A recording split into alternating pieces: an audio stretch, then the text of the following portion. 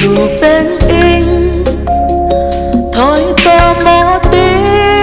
ani in trap có nơm nar kial hơ bun in uy có chấm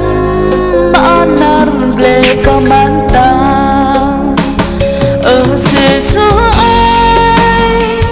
ta đang mem linh lang uy hơ đai in mà kial hơ bun in uy có chấm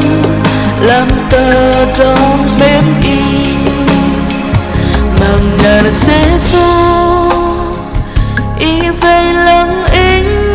cho ngâm in hiu khó đắng mà tờ trong tru in uy có chấm làm cả giang Giêsu Christ Giêsu ơi ta đang mem linh lang uy hơ đai in mà kial hơ bun in uy có chấm làm tơ trong mem y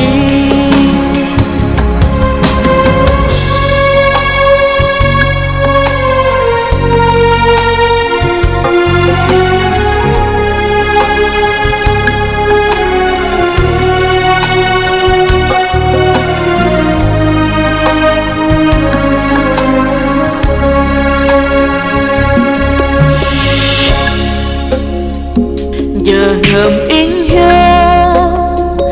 đây sang Giêsu ăn sang bờ ngọt lắng chua mật bờ cờ in mà kial hơ bun giờ ngầm in hiu khó đắng Giêsu ơi ta đang mem linh lang uy hơ đai in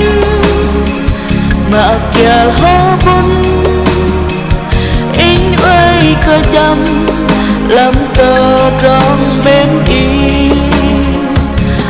Giêsu ơi ta đang mem linh lang uy hơ đai in